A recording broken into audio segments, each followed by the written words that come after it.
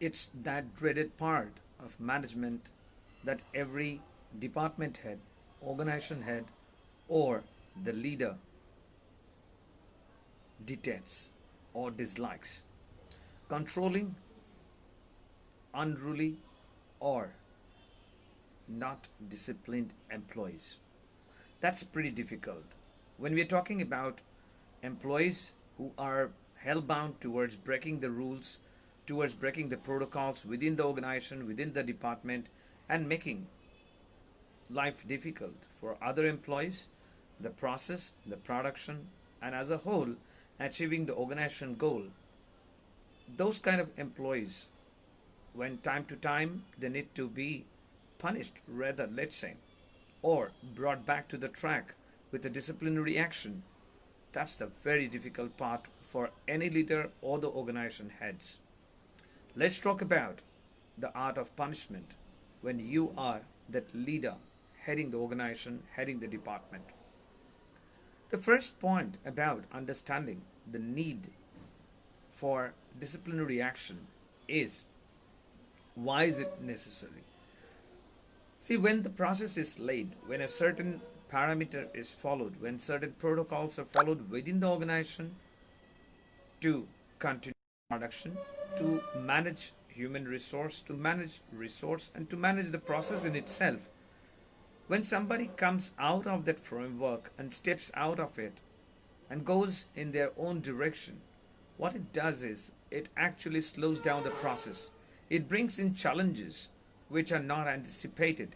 It brings in difficulties for the leader, for the team member, and the organization as a whole, wherein they do not know what is triggering this particular challenge and what has to be done, because this is some kind of man-made calamities within the organization. It's a kind of disaster which happens because, let's say, when an organization has a safety procedure or safety protocol of wearing helmets at the production site, and somebody decides not to wear that just out of the whims and fancy of their own, it becomes pretty difficult for them. It becomes pretty difficult and risky for them as well as the production inside. What happens is, when, let's say, that particular person breaking that protocol, not wearing that helmet, meets an accident at the production site, the production site manager is questioned, the production is stopped, there could be loss of human resource, there could be loss of human life, there could be loss of resources, there could be loss in terms of machinery breaking down, and so on.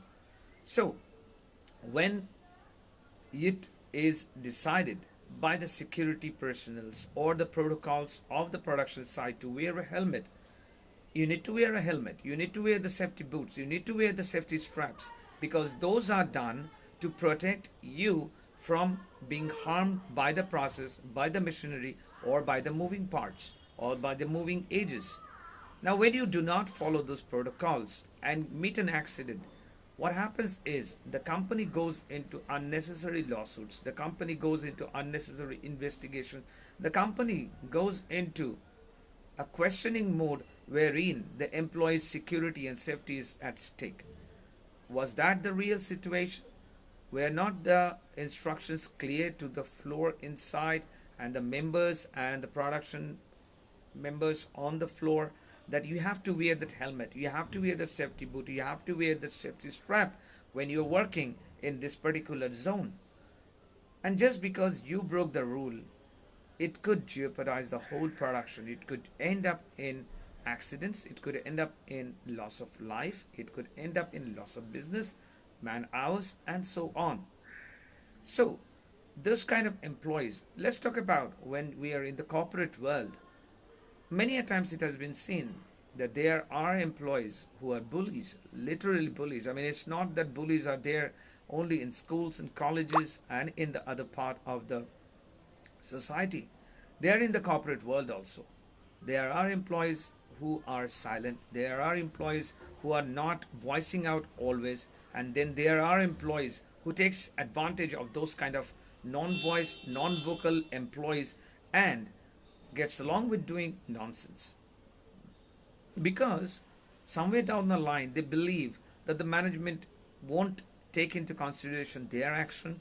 There wouldn't be any disciplinary action. There wouldn't be anything against him. There wouldn't be anything done against what he has done to the other employee. Now, what that does do, that kills the confidence of the other employees to towards the process, towards the management, towards the other leaders.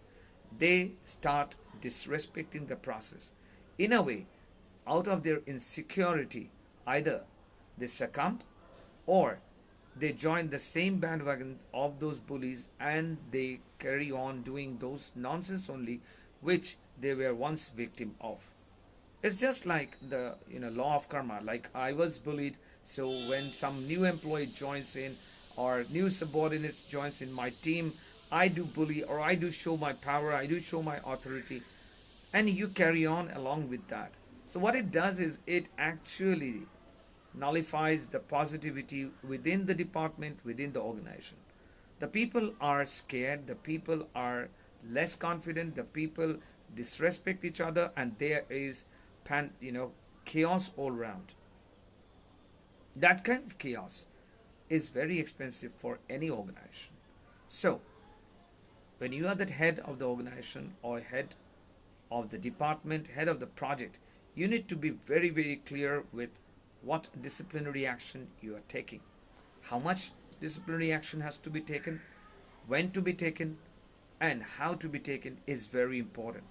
If there is a feedback which has to be given to a particular employee, I would suggest you take him or her aside, set up a meeting, official meeting, and you give a one-to-one feedback as to this is not acceptable. This is not acceptable way of treating your subordinates or being in the team. When you are a team, you have to respect the other team members. You have to respect the team lead. You have to respect the team head. You have to respect the organization head. And that's it. Because if you are not, then obviously the people whom you are leading, they will not respect you. So without respect, without that kind of confidence and team building, you will not be able to work collaboratively, contributively. Then what we do is we need to take those employees within the framework. When you are the CEO, when you are the head, when you are the department head, you need to be very, very careful about the kind of punishments that you are imposing. A leader who is absolutely strict and devastatingly, strong with the punishment skills might be taken as a Hitler, might be taken as somebody who's very severe. Whereas if you are not imposing any disciplinary action towards the wrongdoers, you might be despised of. You might be taken very lightly. You might be not even respected. So what will that do is you will lose command over your team. You will lose command over the members of the team and you will fail delivering the result the project expects. Because you are appointed to see that the company's goals and the priorities are met. You are there to see that the alignment within the team and the skill sets of the team members and the project and the time frame are taken care of. You are there for that. But when you fail in doing that, ultimately is the cumulative failure that gets against you. It's the cumulative effort that has to be portrayed, that has to yield the result. Yet, when you are very, very casual with disciplinary action or not taking any action as such, you will be despised of. And very soon, not only the team members will start disrespecting you, disregarding you. You will not be considered as someone to look upon, to seek advice, and to go for justice when they face any injustice. So, with that note today, I would like to say when you are heading that department, when you are heading that organization, you have to understand there is need for disciplinary action. There is need for disciplinary process to be there. There is need for certain protocols, punishments to be there in the process. But if you're too harsh with those, you might be taken as somebody who's ruthless. If you are too casual with it, you might be taken as somebody who's not strong enough to take any strong decision. So, when you are heading that organization, a person or a leader who's just with the justice and the disciplinary action, who knows the balance in between what needs to be done, when needs to be done, and how much needs to be done, is a leader who does wonderful job. The purpose of disciplinary action is not to humiliate somebody. You need to understand that. A lot of time people do not understand that they are actually bullying other people. They are actually breaking the confidence of other people, that they are actually, treading into the territory of other person's comfort zone. A reminder, a verbal reminder, followed by a written reminder, I think that works great. But even after that verbal reminder, verbal discussion, things does not work. You need to escalate that particular step, that particular case to the next escalation level. And you need to take a decision. You need to take a decision as to what needs to be imposed on that particular person. Disciplinary action means that you make the company's goals and priorities very clear. That look, you are here to deliver this. And you could agree to disagree, whatever whatsoever, but the thing is, what you're doing is not right, not acceptable, absolutely not acceptable. So, next time there would be consequences. I think that kind of message goes very strong if it is a first timer or if they are casual offenders.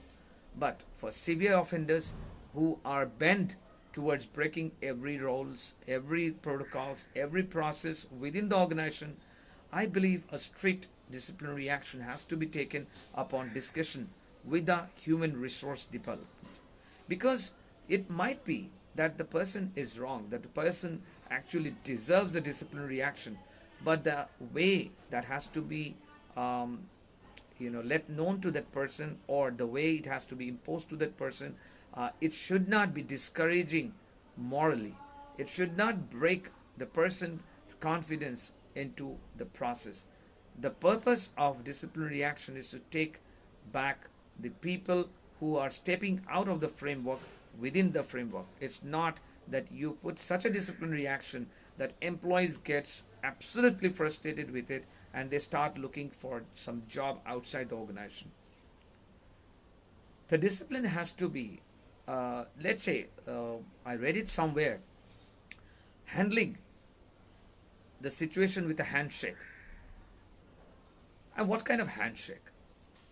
Iron hand wearing a velvet gloves. Now that's an absolutely stunning statement that I have ever heard in the management. Handling the situation with an iron hand wearing a velvet gloves.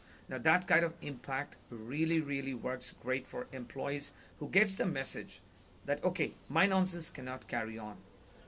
My bullyingness cannot carry on. My breaking of protocols cannot be carried on. And I better, let's say, be following the procedure, rules, and protocols. Those kind of employees I have seen many a times, they do not go out of the framework ever again. But from time to time, this has to be done for all those employees who are constantly breaking rules. And if it is a habit of that particular employee to break the rules, not to follow any protocols, to disregard their leaders, to bully their subordinates and make their life hell, their life absolutely impossible. You need to understand what is happening here. The organization is losing man-hour. The organization is losing productivity. The organization is losing contributive, collaborative input. So when the organization is losing so much, you as a leader of the organization, you are there to align the employees with the protocols, the skill sets, and the organization goals. So, as a leader, it becomes very difficult when it comes to imposing punishment or disciplinary action to anybody. So understand one thing: the feedback, the disciplinary action, those has to be conveyed to the person, but the procedure has to be. It cannot be, if this person is absolutely wrong, it cannot be that you go on the floor and you slap him. It cannot be. That's not the protocol. That's not the protocol. You should not take law in your own hand. You cannot do it. Absolutely cannot do it, because first of all, it's absolutely a humiliation to that employee.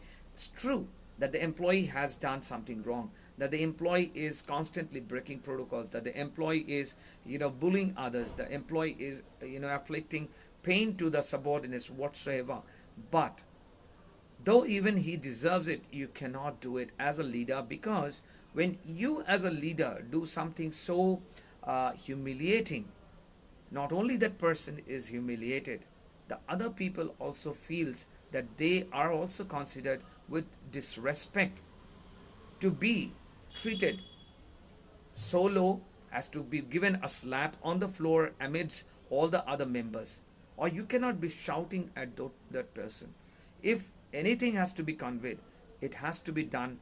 There is a saying that says that when there is a feedback, a negative feedback which has to be given to an employee, do it behind the closed doors. And if there is a bit of positive feedback which has to be shared, share it in front of all other employees. What it does is it boosts up the moral, it boosts up the person's integrity, it boosts up the person's acceptability towards the feedback. So you being that leader, you being the head of the department, it's absolutely difficult when you are imposing disciplinary action. But for imposing the disciplinary action, first as a leader, you need to see as a personal introspection the kind of thing that I am punishing this other person for. Am I beyond this? Like, let's say you find an employee comes to office late every day. You don't talk to the person, you don't know the reason behind why is he coming late, and you suddenly one fine day start shouting at the person, abusing the person, and you do not know. But at the same time, you are the person who comes as and when the organization is open for you, as in, because you are the head, you are the CEO, you are the head of the department, you are the director, so you come along as and when you fancy. So you do not have a fixed time.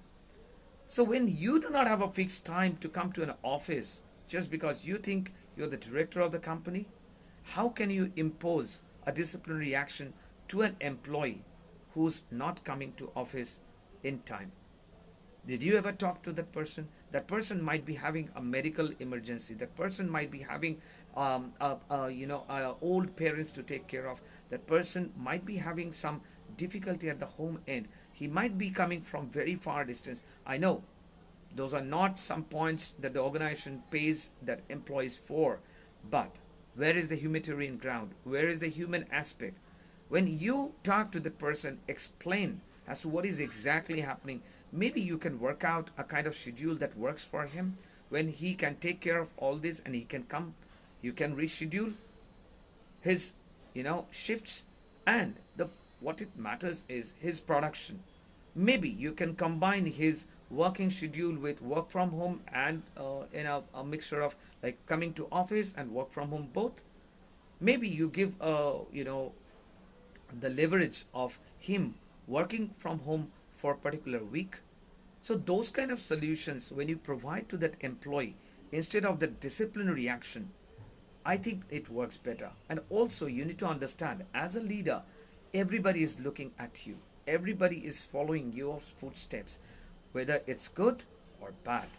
If you come late, your employees come late. If you are in time, your employees are in time. If they are not, you have all the rights to go up to that person, talk to that person, give a feedback, try to work out a schedule. And even if after that the person is coming late, you have all the rights to take the disciplinary action. So taking that action is very important. But before taking that action, you need to do a personal reflection of what you are doing. Are you doing all those things correct? which you're asking your team members or your subordinates to do? If you're not, honestly speaking, though even you are the director of the company, the founder of the company, the CEO of the company, you cannot impose disciplinary action.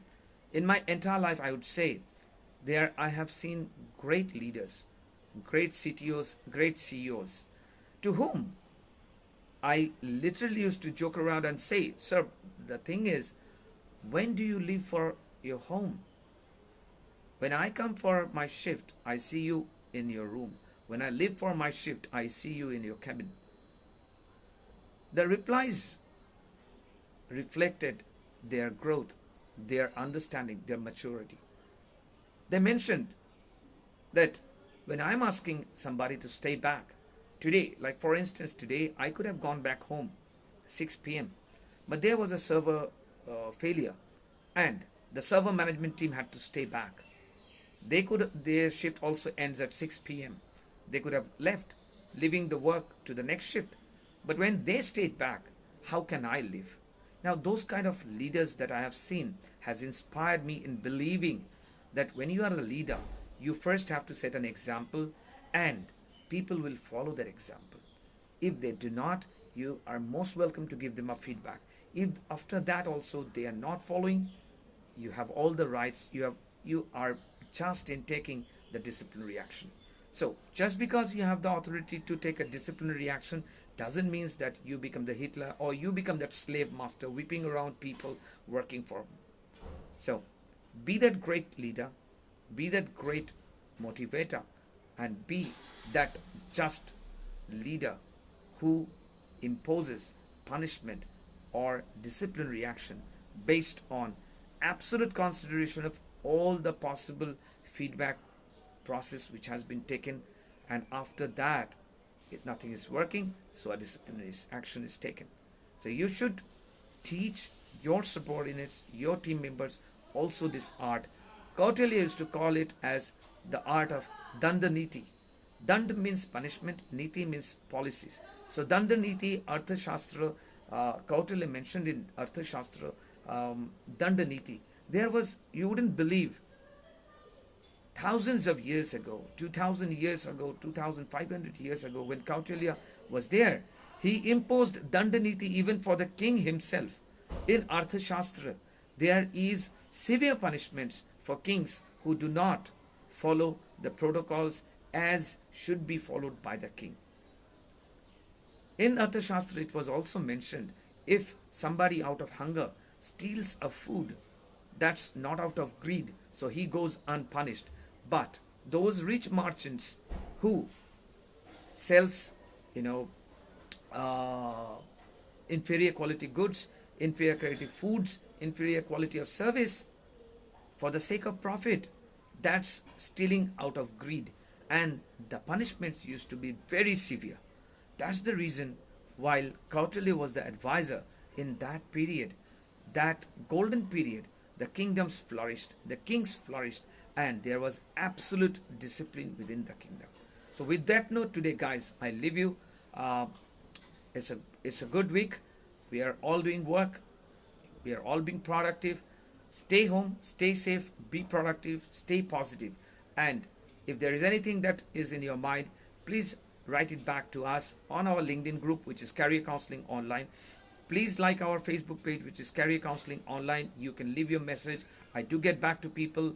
I do call them up. I do write back to them. So it would be a very interactive sessions to discuss about what's going on in your mind amidst this pandemic. Do not be confused. Do not be stressed out. Everything can be worked out. Everything can be worked out. So please do not be stressed out. Reach out to us. We will work out together, and it will be a very, very different journey. I can promise you that. It has been a different journey ever since, and we have to accept the new normal. So don't be stressed out. Work hard, work positively, stay focused. And as I always mention, learn, contribute, and evolve. Take care, guys.